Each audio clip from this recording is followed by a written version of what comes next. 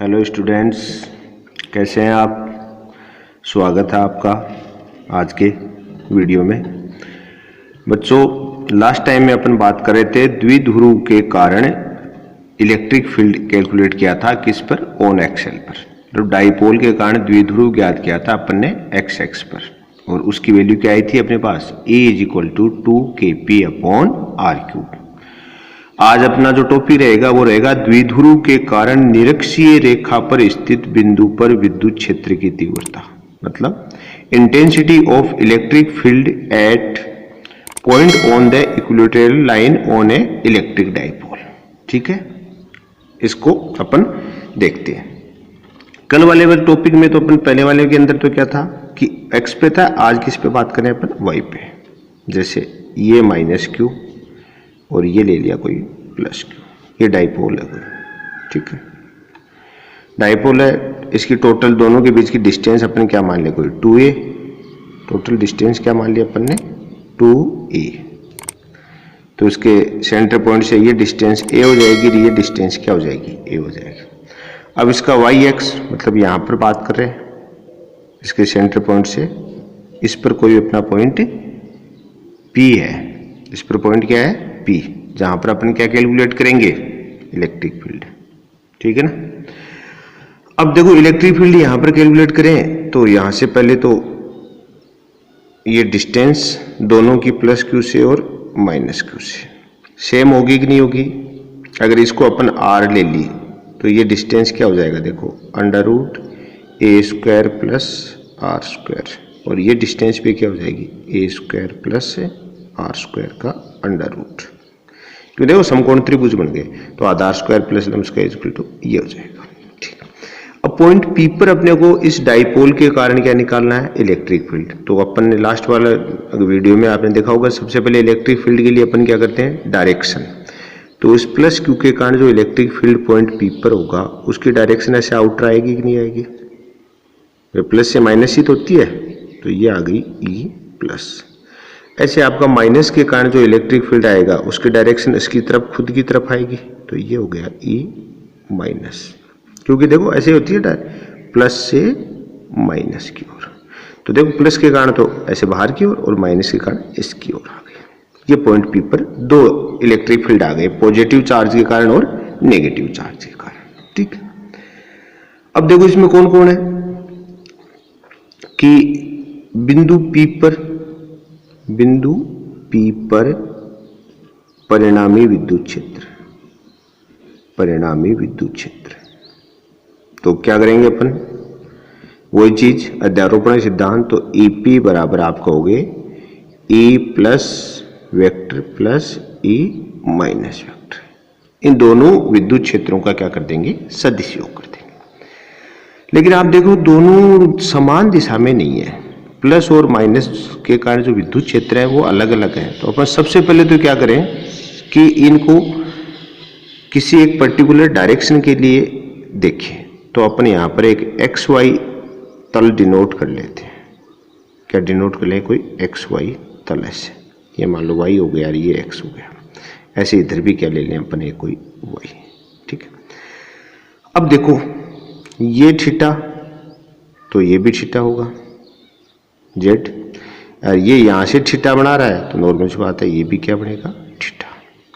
अब देखो E+, इस प्लस के कारण जो इलेक्ट्रिक फील्ड है वो इस XY तल में देखो किसी थीटा कोण पर है। तो अपन यहां से घटक तोड़ेंगे तो इसका इस साइड में तो घटक आएगा E+ sin थीटा, और इधर घटक आएगा E+ cos थीटा। ठीक है। ऐसे आप देखो इस माइनस वाले को देखो, ये इस XY तल में है, ये इस XY तल में हो गया, तो इसका इधर घटक तो आएगा E- cos थीटा, और इधर घटक आएगा E- sin थीटा। देखो मतलब क्या हुआ, बिंदु P पर आपके दो विद्युत क्षेत्र थे E+ और E-। ये पर्टिकुलर बिंदु पर ना होकर क्या है, किसी तल में। इस कारण अपन सबसे पहले इनके घटक वियोजित किए, और घटक वियोजित किए तो देखो इसके XY तल में किए तो इसका XX डायरेक्शन में तो E+ cos थीटा, और Y डायरेक्शन में E+ sin थीटा। ऐसे क्या होगा, इसका इधर इस तल में ये E- है तो इसका E- cos थीटा, और ये आ जाएगा E- sin थीटा। तो रियल में क्या हुआ, बिंदु P पर परिणामी विद्युत क्षेत्र, तो देखो क्या आएगा विद्युत क्षेत्र परिणामी। अब हम बात कर सकते हैं ईपी वेक्टर बराबर, अब अगर घटक वियोजन के बाद में आ जाएगा E plus cos theta plus E minus cos theta, ये आएगा परिणामी।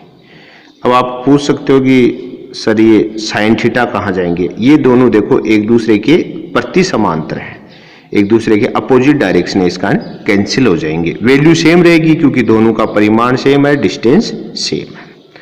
अब देखो ये जिन बच्चों को ये फ्रैक्शन नहीं आता उनको मैं फ्रैक्शन सिखाता हूँ। देखो रियल में फ्रैक्शन कैसे किए जाते हैं, ये जैसे मान लो आपने कोई एक्स वाई प्लेन ले लो, ये एक्स हो गया, ये हो गया वाई, इसके अंदर मान लो कोई भी अपने वैल्यू कोई सदिश ले लिया, ए सदिश, ये किस पे, थीटा पर। अब बताओ अगर एक आपसे पूछे कि ए सदिश की स्थिति क्या, तो आप क्या कहोगे, एक्स वाई तल में है, एक्स वाई तल में, तो एक्स वाई तल में है, इसका तात्पर्य है कि ए का मान एक्स एक्स डायरेक्शन में भी है और वाई डायरेक्शन में भी है। इस कंडीशन में अपन क्या करें, पर्टिकुलर पूछें कि ए का मान एक्स एक्स में क्या है और वाई में क्या है, तो इसके लिए अपन क्या करें, देखो यहां से एक लंब डाल दो आपस में, ठीक है, एक परपेंडिकुलर ड्रॉ करो, जिससे रिजल्ट क्या आएगा, ये एक देखो क्या बन गया, इसको ओ मान ले, इसको आपने कोई भी मान लो बी बिंदु मान लो, इसको सी मान लो। तो देखो आप इस कंडीशन में क्या हुआ कि ओ जो आपका ए सदिश है, इसका इस डायरेक्शन में क्या घटक होगा, तो ये ट्राइंगल बन गया, एक सदिश बन गया, और सदिश में देखो ये कौन है, कर्ण, लंब, और ये हो गया आधार। तो देखो साइन थीटा बराबर क्या होता है, साइन थीटा होता है लंब अपॉन कर्ण, और कोस थीटा क्या होता है, आधार अपॉन कर्ण, बेस अपॉन हाइपोटेन्यूज। तो उस कंडीशन में क्या होगा कि अपने देखो ये अपने को किसकी वैल्यू कैलकुलेट करनी है, ओबी, ओबी क्या है, ओ ए का इस एक्स एक्स में डायरेक्शन में जो वैल्यू, तो अपन कहेंगे देखो अगर कोस थीटा कैलकुलेट करें तो cos theta is equal to क्या होगा, ओबी अपॉन ओसी। तो cos theta is equal to OB, और ओसी की वैल्यू क्या आपके पास, ए, तो ओबी इज इक्वल टू क्या आ गया आपका, ए कोस थीटा। तो इस ए का इस डायरेक्शन में क्या वैल्यू आ गई, ए कोस थीटा। अगर ऐसे ही अगर अपन बात करें कि ए जो वैल्यू है इसकी वाई एक्स में क्या मान होगा, तो यहां से एक दोबारा नॉर्मल ड्रॉ कर दो, तो ये देखो अब ये थीटा क्या होगा, ये होगा 90 माइनस थीटा, क्या हो जाएगा 90 माइनस थीटा, क्योंकि टोटल 90 है। तो अपने को इस कंडीशन में भी क्या कैलकुलेशन करना है, ओडी, तो अपन बात करेंगे वही चीज दोबारा निकालेंगे, cos theta is equal to OD upon OC. तो ओडी इज इक्वल टू क्या को, ओसी इंटू कोस थीटा, और थीटा की वैल्यू कितनी है आपके पास, 90 माइनस थीटा। तो अपन लिखेंगे ओडी इज इक्वल टू, ओसी की वैल्यू में ए रख दूं, ओसी तो ए ही है, इंटू कोस 90 माइनस थीटा। कोस 90 माइनस थीटा को क्या लिखते हो आप, साइन थीटा। तो ओडी इज इक्वल टू क्या आ गया, ए साइन थीटा, ठीक। तो यहां से आपको क्लियर हो गया कि अगर कोई फिजिकल क्वांटिटी, कोई भौतिक राशि अगर किसी एक्स वाई प्लेन में है, तो उस कंडीशन में उसका एक्स एक्स डायरेक्शन से अगर थीटा एंगल क्रिएट कर रही है, किससे कर रही है, एक्स एक्स से, तो एक्स डायरेक्शन में उसका फ्रैक्शन कोस थीटा, और वाई डायरेक्शन में फ्रैक्शन क्या होगा, साइन थीटा। देखो ऐसा इसमें है, इधर देखो आप, ये देखो ये एक्स वाई प्लेन है, एक्स वाई प्लेन के अंदर क्या कर रहा है, ये देखो एक्स एक्स से थीटा कोण पर है ई प्लस, तो एक्स डायरेक्शन में इसका कौन सा होना चाहिए फ्रैक्शन, कोस थीटा, और वाई में क्या होना चाहिए, साइन थीटा। ऐसे देखो ई माइनस है, वो इस एक्स वाई प्लेन में है, तो एक्स एक्स से थीटा कोण पर है, तो यहां पर इसका क्या आ गया, ई कोस थीटा, और इधर क्या आ जाएगा, ई साइन थीटा। इस प्रकार अपन किसी भी प्लेन के अंदर अगर कोई फिजिकल क्वांटिटी है तो उसके फ्रैक्शन किए जाते हैं, ये चीज ध्यान रखिएगा, ठीक है। तो इस प्रकार अपने यहां से फ्रैक्शन किया, तो पी पॉइंट के ऊपर परिणामी विद्युत क्षेत्र क्या आ गया, दोनों जो प्लस के कारण और माइनस के कारण विद्युत क्षेत्र है, उन दोनों के कोस थीटा घटक जुड़ जाएंगे। इसको इक्वेशन नंबर फर्स्ट दे देते हैं, ठीक है। अब देखो अपन E plus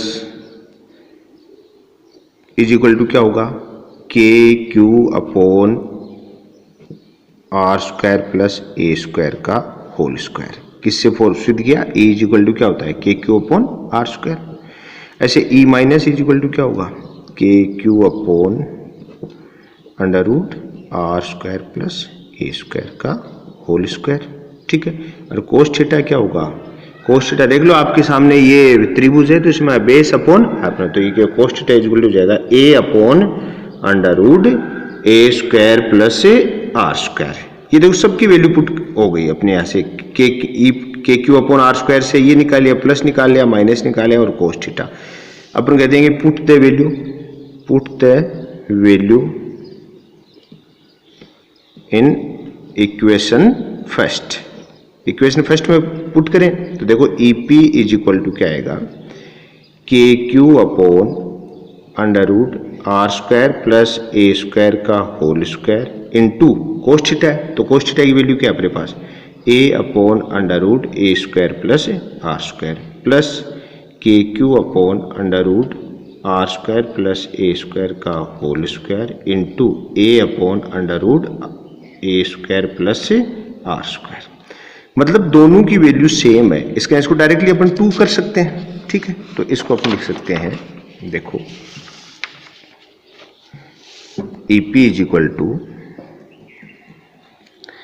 k Q upon are square plus A square का अंडर रूट है into A upon under root are square plus A square, इसको किससे मल्टीप्लाई कर दिया, 2 से, तो इज इक्वल टू क्या आएगा 2KQA अपॉन, ये इसका होल स्क्वायर है, सॉरी ये नीचे वाले इसमें क्या है होल स्क्वायर, तो 2KQA अपॉन, देखो क्या हो गया अपने पास, ये है आर स्क्वायर प्लस ए स्क्वायर का अंडर रूट का होल स्क्वायर और ये इधर क्या है under root are square plus A square, तो ये तो क्या हो गया, इसको ऐसा लिख दे अपन 2KQA upon are square plus A square into R square plus A square की होल पावर 1/2, रूट को अपन 1/2 लिख सकते हैं, तो क्या हो जाएगा देखो 2KQA upon are square plus A square की होल पावर 3/2,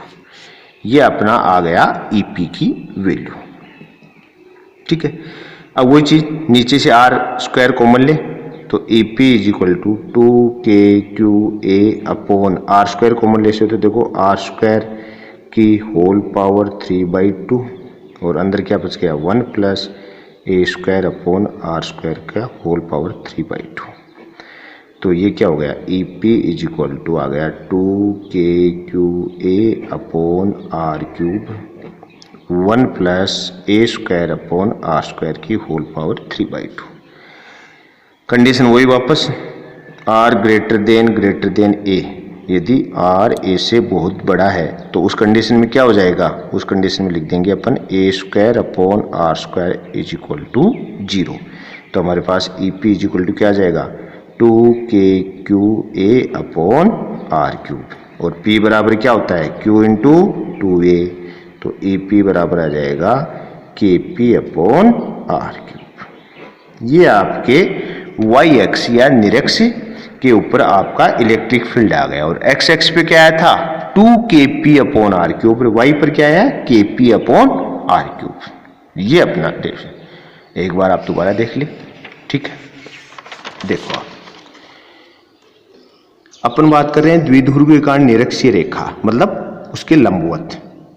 ठीक है, तो ये द्विध्रुव है, इसके लंबवत ये y एक्स हो गया, इक्विलैटरल लाइन हो गई, तो इसमें पॉइंट P है, इस पॉइंट P को अपने इसके सेंटर पॉइंट से r डिस्टेंस पे ले लिया, पहली बात। दूसरी बात कि टोटल इनके बीच की टोटल डिस्टेंस 2a माने तो सेंटर पॉइंट से ये भी a हो गया और ये भी a हो गया। अब यहाँ से देखो प्लस Q के कारण इलेक्ट्रिक फील्ड की डायरेक्शन इधर, माइनस Q के कारण इसकी तरफ खुद की तरफ। अब यहाँ पे अपने देखा है कि प्लस Q और माइनस Q का जो इलेक्ट्रिक फील्ड है जो आपका, वो क्या पर्टिकुलर डायरेक्शन में होकर किसी प्लेन में, तो अपने यहाँ से प्लेन में एक्स वाई प्लेन में इसके फ्रैक्शन कर लिए, तो y डायरेक्शन में साइन थीटा और x डायरेक्शन में कोस थीटा, ऐसे ही माइनस वाले का x में कोस थीटा और y में साइन थीटा। तो बिंदु P पर अपने परिणाम ये आ गया था e कोस theta plus e minus cos theta, दोनों के कोस थीटा घटक समान दिशा में होने के कारण जुड़ जाएंगे और साइन थीटा घटक क्या हो गए घट जाएंगे। तो अपन साइन थीटा घटक विपरीत दिशा विपरीत होने के कारण कैंसिल हो जाते हैं, ठीक है, कैंसिल हो जाते हैं। ठीक, फिर मैंने आपको ये बताया कि अगर आपको पर्टिकुलर फ्रैक्शन करना नहीं आता तो आप इसको एक्स वाई प्लेन में एक एग्जांपल लिखा कि ये कोई एक्स वाई प्लेन है जिसमें अपने कोई ए फिजिकल क्वांटिटी है, जो ये ए मतलब कहाँ प्रेजेंट है, एक्स एक्सिस थीटा कोण पर है। इसका अर्थ हो गया कि ये इसकी वैल्यू एक्स डायरेक्शन में भी है और वाई में भी है। जब कोई भौतिक राशि किसी तल में है, इसका अर्थ है कि वो एक्स में भी अपना वजूद रखती है, मान रखती है, और वाई में भी। इस कारण मैंने कहा अगर आपको इसका मान कैलकुलेट करना है तो आप यहाँ से एक परपेंडिकुलर ड्रॉ करो, परपेंडिकुलर ड्रॉ करोगे तो ट्राइंगल क्रिएट होगा। ट्राइंगल में आपको क्या कैलकुलेट करना है, cos theta. Cos theta calculate करोगे तो आपकी वैल्यू कैलकुलेट। ऐसे फिर आपको अगर वाई के लिए तो यहाँ से दोबारा नॉर्मल ड्रॉ करो, यहाँ से ड्रॉ करोगे तो ये इधर वाला थीटा अब क्या होगा, 90 माइनस थीटा। तो आपको इस ट्राइंगल में भी क्या कैलकुलेट करना है, कोस थीटा। तो वही चीज आ जाएगी ए साइन थीटा। मतलब पर्टिकुलर यहाँ से अगर शॉर्ट रूप में भी आप ध्यान रखना चाहो तो आप कह सकते हो कि जिस एक्स से आपका थीटा एंगल बन रहा है फिजिकल क्वांटिटी का, उस एक्स में तो कोस थीटा आएगा और दूसरे वाले में क्या आएगा, साइन थीटा। ठीक है, फिर अपन ने क्या किया, इन सब की कैलकुलेट, इसके ए प्लस कोस थीटा और ई माइनस कोस थीटा वैल्यू के लिए, तो ई प्लस क्या हो जाएगा, के क्यू अपॉन आर स्क्वायर। तो K Q upon are square, R square की आपने डिस्टेंस पहले कैलकुलेट कर सके कि ए और आर है, तो ये क्या है, ये ए है, ये आर है, तो बताओ कर्ण वाग नहीं हुआ ये, तो ए स्क्वायर प्लस आर स्क्वायर का अंडर रूट, तो ये यहाँ पर अप्लाई कर दिया अपन ने। ऐसे ई माइनस की वैल्यू भी ये आएगी K Q upon under root are square, और कोस थीटा क्या होता है, आधार अपॉन कर्ण। तो अपन डायग्राम से आधार अपॉन कर्ण लेसे तो ये ए अपॉन अंडर रूट ये आ जाएगी वैल्यू। इन सब की वैल्यू इक्वेशन नंबर फर्स्ट में पुट कर देंगे। इक्वेशन फर्स्ट में पुट करके आप मैथमेटिकल एनालाइजिंग अपन कर सकते हैं। टोटल मैथमेटिकल एनालाइजिंग करेंगे तो रिजल्टेंट अपने पास यहाँ तक पहुँच जाएंगे। ठीक है, यहाँ पर पहुँचने पर ने आर स्क्वायर कॉमन लिया, तो आर स्क्वायर का कॉमन लेने से बाहर आएगा तो आर क्यूब बन जाएगा और अंदर ये बच जाएगा। ठीक है, और यहाँ पर अपने कंडीशन वापस लगा दी, आर ग्रेटर देन ए। तो उस कंडीशन में क्या हुआ कि अपने पास रिजल्ट आ गया के पी अपॉन आर क्यूब, और उस पर कितना आया था 2kp अपॉन आर क्यूब, कौन पे, एक्सेल वाली कंडीशन में। ये चीज अपने इसके अंदर हुई। ठीक है, अब देखो आप, ये तो अपना हुआ कि डाइपोल के कारण जो इलेक्ट्रिक फील्ड था उसके बारे में। अब अपन दूसरा देखते हैं, एक पॉइंट और है जिसको और देख लेते हैं कि क्या है, एक समान विद्युत क्षेत्र में रखे द्विध्रुव पर बल एवं बल आघूर्ण है, ठीक है। एक समान विद्युत क्षेत्र में रखे द्विध्रुव पर बल एवं बल आघूर्ण, ठीक है। तो अपने अगर अंग्रेजी में बात करें, torque and force on a dipole in a uniform electric field, ठीक है। मतलब अपन करें एक समान विद्युत क्षेत्र में अगर कोई द्विध्रुव रखा है तो उस पर लगने वाला बल और बल आघूर्ण है। बल आघूर्ण टॉर्क हो गया, फोर्स अपना क्या हो गया, बल है, वो क्या है, इसको अपन बोलते हैं फोर्स। अब एक समान विद्युत क्षेत्र में मतलब जैसे ये कोई आपका एक समान विद्युत क्षेत्र ले लो, आप अपने रिप्रेजेंट कर दिया, ये एक समान विद्युत क्षेत्र, ठीक है।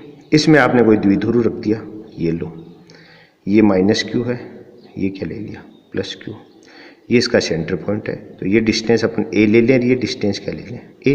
तो टोटल डिस्टेंस अपन द्विध्रुव के क्या मानते हैं, 2 ये लो, ये रख दिया। ये अपना हेडिंग के अनुसार कि आपने एक समान इलेक्ट्रिक फील्ड के अंदर क्या रख दिया है, एक डाइपोल को।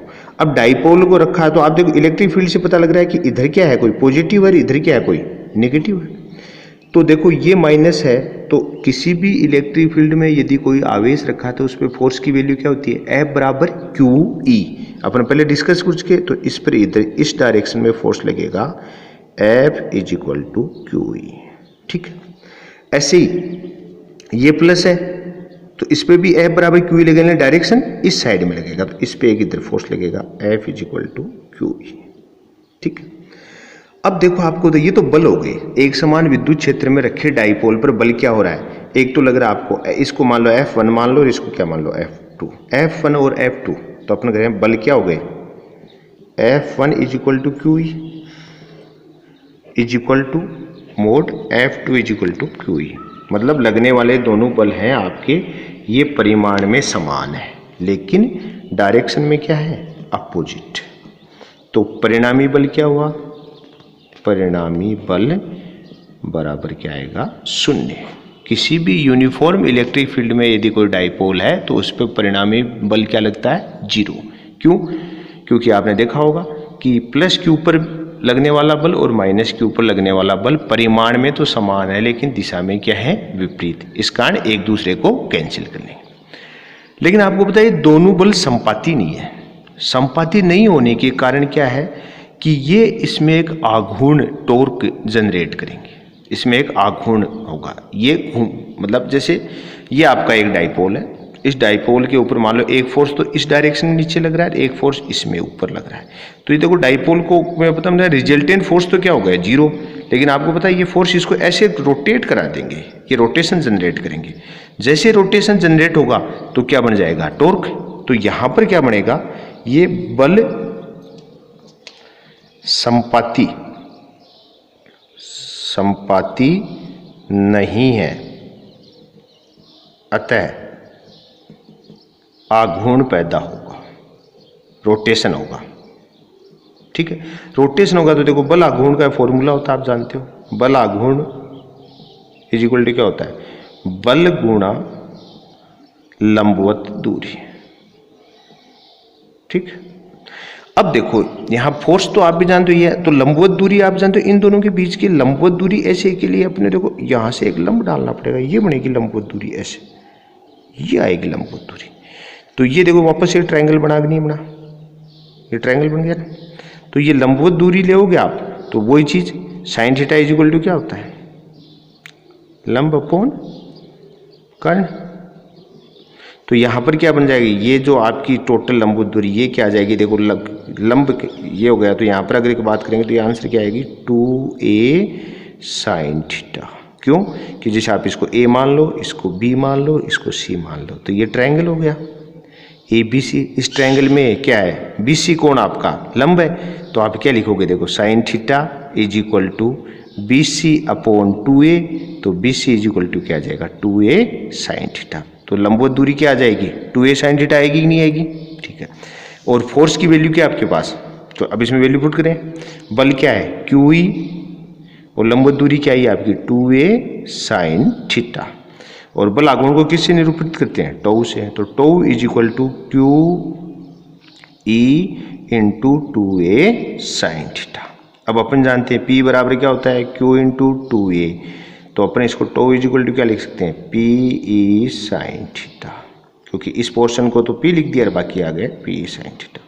और इसको अपन वेक्टर रिप्रेजेंटेशन करें तो tau vector is equal to P vector cross E vector, इन दोनों का सदिश गुणनफल के इक्वल है, ठीक है। दोबारा देख लो, अपने एक समान विद्युत क्षेत्र के अंदर एक डाइपोल रखा, डाइपोल पे अपन जानते हैं कि इसके ऊपर फोर्स लगेगा, किसके कारण, इलेक्ट्रिक फील्ड के कारण, तो इसके प्लस के ऊपर लगने वाला फोर्स की वैल्यू F बराबर QE और माइनस के ऊपर भी F बराबर QE, डायरेक्शन में अपोजिट होंगे दोनों बल और वैल्यू में क्या होंगे, समान होंगे, ठीक है।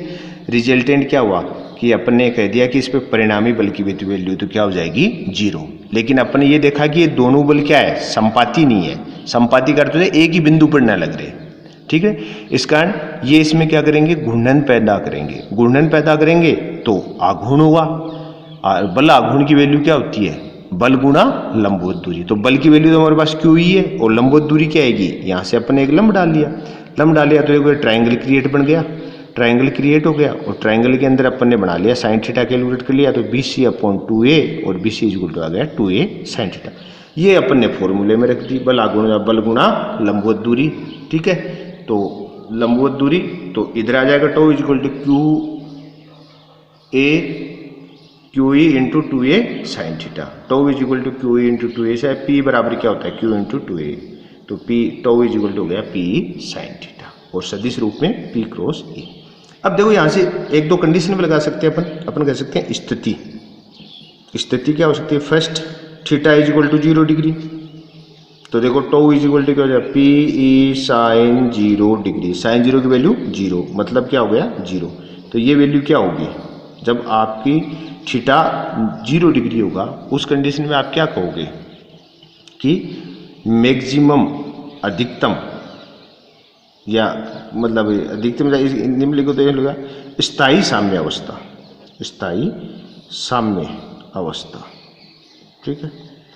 और दूसरी कंडीशन, यदि आप थीटा इज इक्वल टू क्या लगा दो 90 डिग्री, तो टो इज इक्वल टू क्या हो जाएगा, पी ई साइन 90, साइन 90 की वैल्यू क्या होती है 1, और 1 का अर्थ क्या हो गया 1, तो यह अगर इस कंडीशन में क्या आ जाएगा मैक्सिमम वैल्यू, अधिकतम मान। और थर्ड क्या लगती है, theta is equal to 180 degree, तो टो इज इक्वल टू क्या हो जाएगा, पी ई साइन 180 डिग्री, मतलब क्या हो गया 0, तो ये हो जाएगी अस्थायी साम्य अवस्था, इसको बोलते हैं अस्थायी साम्य अवस्था, ठीक है। मतलब क्या हुआ कि अपन ने जो tau is equal to P sine theta जो अपन ने टोर कैलकुलेट किया है, उसके अंदर अपन क्या कर रहे हैं, उसके अंदर हमने कहा कि अगर थीटा की वैल्यू अपना अलग अलग रखें, थीटा 0 रखेंगे तो आप जो साइन 0 की वैल्यू क्या होती है 0, उस कंडीशन में इसकी वैल्यू क्या आ जाएगी 0, बल आगुण 0 हो जाएगा, तो ये स्थायी साम्य अवस्था होगी। यदि थीटा 90 रख देंगे तो साइन 90 का वैल्यू 1 होती है, उसका अधिकतम मान होगा, तो उसको कंडीशन पर मैक्सिमम प्राप्त हो जाएगा। और theta is equal to 180 degree रख दें तो भी साइन 180 की वैल्यू 0 होती है, तो उस कंडीशन में टो की वैल्यू 0 आएगी, जिसे अपन अस्थायी साम्य अवस्था कहते हैं। और बल आघूर्ण का फॉर्मूला जानते हो, बल गुणा लंबवत दूरी, तो बल तो क्यू ही है इसके अंदर, और लंबवत दूरी आपने कैलकुलेट करी है 2a साइन थीटा, इसका यहाँ पर लगा दिया आपने, tau is equal to Q E into 2a sine theta. और आवेश इंटू पृथक्कन दूरी होता है क्या, द्विध्रुव आघूर्ण, तो P बराबर Q इंटू 2a लिख दिया, इसका tau is equal to P E sine theta हमने इसको ड्रॉ किया, ठीक है बच्चों। तो आप लगातार देख रहे हैं, और कोई भी वीडियो उसको आप लास्ट तक देखें, और सब वीडियो क्रम से देखेंगे तो आपको ज़्यादा बेहतरीन समझ में आएगा। और जिन बच्चों ने चैनल सब्सक्राइब नहीं किया वो सब्सक्राइब करें, और अपना नेक्स्ट जो वीडियो है इसके बाद में जो आने वाला है वो अपने के लिए कूलाम लॉ, आवेश और इलेक्ट्रिक फील्ड, इन सब के ऊपर क्वेश्चन को लेकर आएंगे, ठीक है। तो आप इनको पहले एक बार ढंग से पढ़ लें, तो आपको साथ में क्वेश्चन सोल्व करेंगे तो आपको आनंद आएगा, ठीक है। धन्यवाद।